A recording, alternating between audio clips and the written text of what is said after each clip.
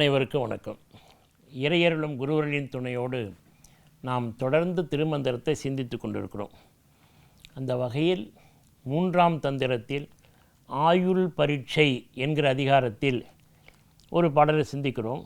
இந்த பாடல் பரசிவ தரிசனம், அதாவது இறைவனை நீங்கள் காணலாம். அப்படி காண்பதற்குரிய பயிற்சி என்ன என்று கிட்டத்தட்ட 20 பாடல்களை சொல்கிறார். அந்த 20 பாடல்களுடைய கருத்தையும் இப்போ சொன்னால் இன்றைய காலகட்டத்துக்கு, இப்பொழுது இருக்கிற காலகட்டத்தில் இன்றைய மக்கள் அதையெல்லாம் நம்புவார்களா என்று சொல்ல எனக்கு தெரியவில்லை. அதனால் அதிலிருந்து ஒரே ஒரு பாடலை நான் எடுத்துக்கொள்கிறேன். ஏனென்றால் நான் சொன்னது போல் இந்த 20 பாட்டில் அவர் என்ன சொல்கிறார் என்றால், ஆயுள் பரீட்சை, இந்த உங்கள் வயதை பற்றி சொல்கிறாரு. எப்படின்னா, தந்தை தாய் இணைகிற பொழுது அந்த மூச்சு எப்படி ஓடிச்சோ அதுக்கு தகுந்த மாதிரி குழந்தை பிறக்குங்கிறார். அந்த மூச்சினுடைய அளவுக்கு ஏற்ப குட்டையாக நெட்டையாக பிறக்குங்கிறார். வயதும் குழந்தையுடைய வயதையும் அந்த மூச்சு கணக்கில் இருக்குங்கிறார். அதுக்கப்புறம் நீங்கள் பிறந்த பிறகு உங்களுடைய மூச்சு கணக்கை வச்சு இறைவனை எப்படி பார்க்கலாம்ங்கிறார். எந்தெந்த நிலையில் பார்க்கலாங்கிறார். இன்றைய காலகட்டத்தில் இப்போ இதை கேட்டுக் கொடுக்குற மக்கள் மூச்சு பயிற்சி தெரியாது, ரெண்டாவது கர்ப்ப காலத்தில் எப்படி இருந்ததுன்னு தெரியாது. இவையெல்லாம் செய்திகளாக இருக்கின்றன. ஆனால் ஒரு உண்மையை நான் பதிவு செய்ய வேண்டும். இந்த சொல்லப்பட்ட அத்தனை செய்திகளும் நம்முடைய வாழ்ந்த பெரிய ஒரு ஞானி, தெய்வ நிலையில் உயர்ந்து பெற்ற ஆண்டவர் என்று வணங்கப்பட்டவர் தன்னுடைய நூலில் இதெல்லாம் பதிவு செய்திருக்கிறார். பதிவு செய்து மட்டும் இல்லாமல் தன்னுடைய பக்தருக்கு, சீடருக்கு எனக்கு ஆண் குழந்தை வேண்டும் என்று கேட்டபொழுது இப்படி திருமந்திரத்தில் இருக்கிற அந்த கருத்தை அப்படியே சொல்லி பயிற்சி கொடுத்து 10 மாதத்தில் அவருக்கு ஆண் குழந்தையும் பிறந்திருக்கு. அதிலிருந்து நான் புரிந்து கொண்டது, திருமந்திரத்தில் சொல்லப்பட்ட கர்ப்பகிரியை, கரு உற்பத்தி, ஆயுள் பரீட்சை, கலைநிலை எல்லாமே உண்மை. ஏன்னா இப்போ வாழ்ந்த ஒருவர் தன்னுடைய சீடனுக்கு பயிற்சி கொடுத்து உண்மையை பதிவு செய்திருக்கிறார். அந்த உண்மை பதிவு செய்யப்பட்ட நூலும் என்னிடம் இருக்கிறது. வாழ்ந்தவர்களும் இருக்கிறார்கள். அப்படி பிறந்த குழந்தையும் இப்பொழுது இருக்கிறார். அதனால் இந்த திருமந்திரத்தில் சொல்லப்பட்ட செய்திகள் உண்மை, 100க்கு 100 உண்மை என்று நான் உணர்ந்து கொண்டேன். ஆனால் அதில் என்ன ரொம்ப முக்கியமான செய்தியை நீங்கள் பார்த்தீங்கன்னா, இப்போ இருக்கிறவங்க யாராவது ஒரு மகான் ஞானி அதை பயிற்சியில் செய்து காட்டணும். செய்து காட்டி வழிகாட்டினால் இந்த உண்மைகள், திருமந்திரத்தில் சொல்லப்பட்ட உண்மைகள்லாம் பேருண்மைகள் என்பதை புரிந்து கொள்ளலாம். இதில் பாட்டில் காணலாகும் என்ன காணலாகும் அதுதான் அவர் சொல்கிறார். பயிற்சி தான் முக்கியம்.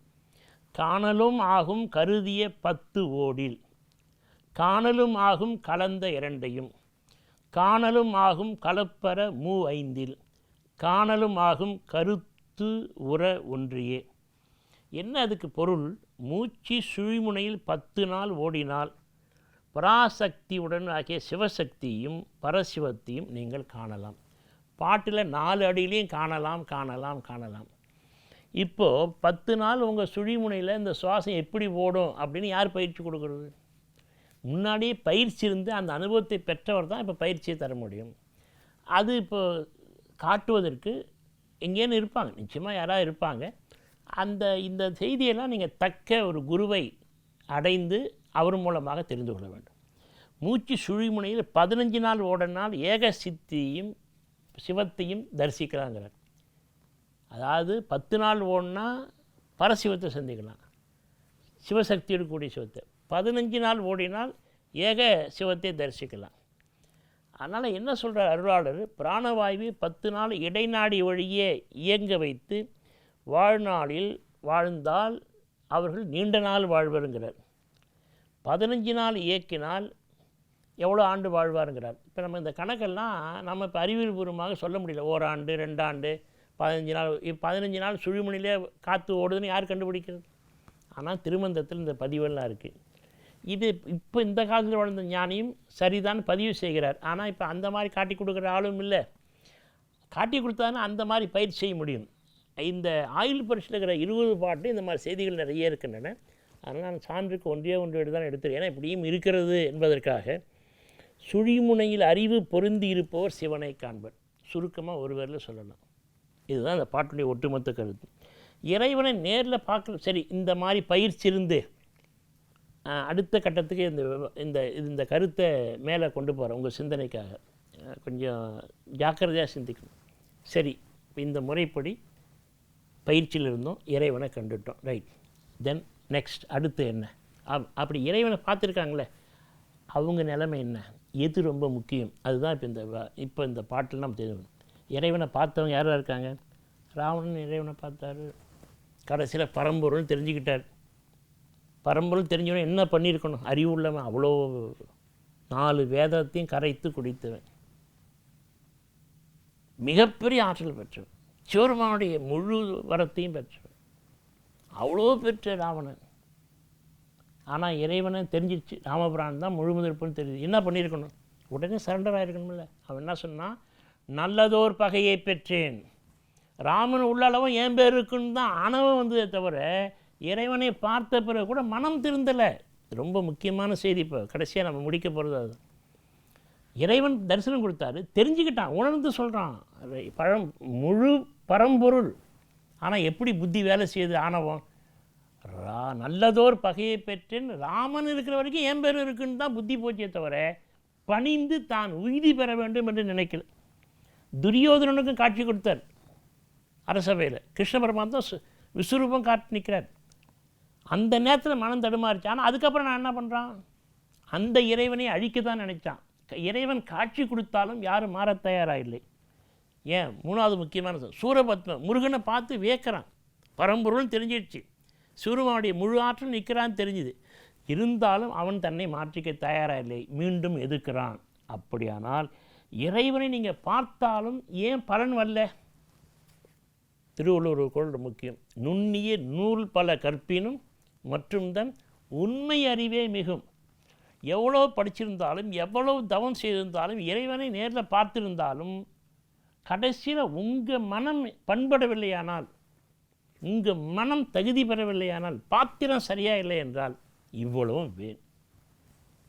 மனமது செம்மையானால் மந்திரம் ஜெபிக்க வேண்டாம், மனமது செம்மையானால் வாயுவை உயர்த்த வேண்டாம், மனமது செம்மையானால் கும்பகத்தை கட்ட வேண்டாம், மனமது செம்மையானால் மந்திரம் செம்மையாமே. நீங்கள் புறத்தில் எவ்வளோ தவம் செய்து எவ்வளோ ஆற்றல் பெற்று இறைவனையே கண்ணார கண்டாலும் மனம் செம்மை அடையவில்லையானால் எந்த பலனும் இல்லை. இதுதான் இந்த புராணங்கள் சொல்லுகின்றன. இந்த புராணங்கள் இதிகாசங்கள் நமக்கு என்ன அறிவுறுத்துகின்றன என்றால், புறத்தில் நீங்கள் பெறுகிற வெற்றி முக்கியமில்லை, அதை விட மனதை செம்மையாக்கி கொள்ளுங்கள். இதை ஒற்ற வரியில் சொன்னார் திருக்குறள். திருக்குறளே எனக்கு ரொம்ப பிடித்தது எதுன்னு சொன்னால் 1330 அருங்குறள்லேயே ரொம்ப எனக்கு பிடித்தது 4வது அதிகாரத்தில் 4வது திருக்குறள். 4வது அதிகாரம் அரண் வலியுறுத்தல்.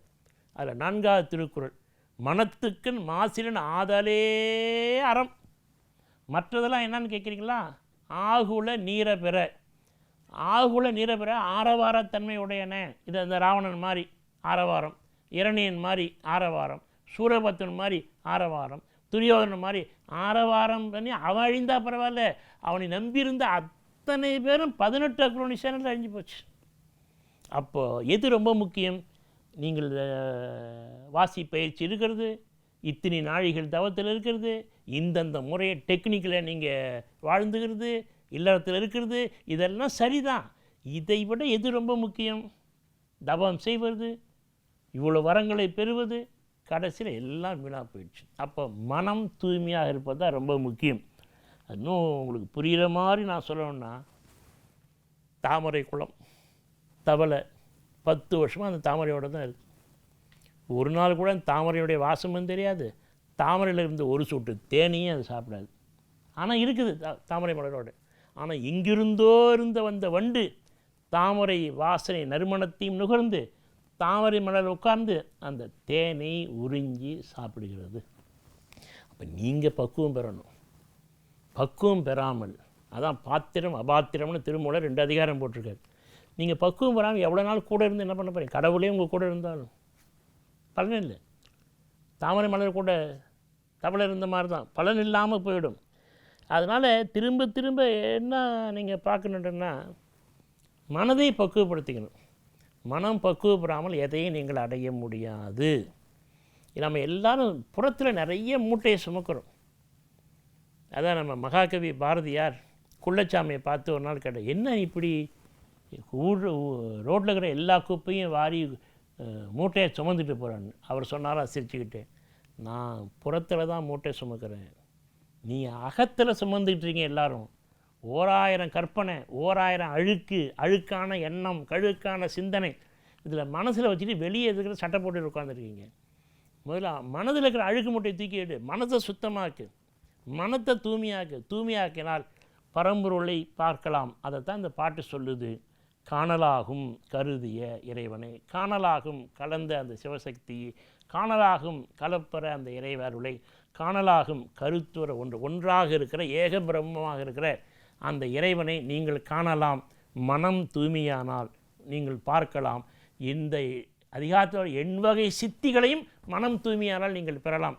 மனம் தூய்மை பெறுவோம், உயர்வோம், உய்தி பெறுவோம். அனைவருக்கும் வணக்கம்.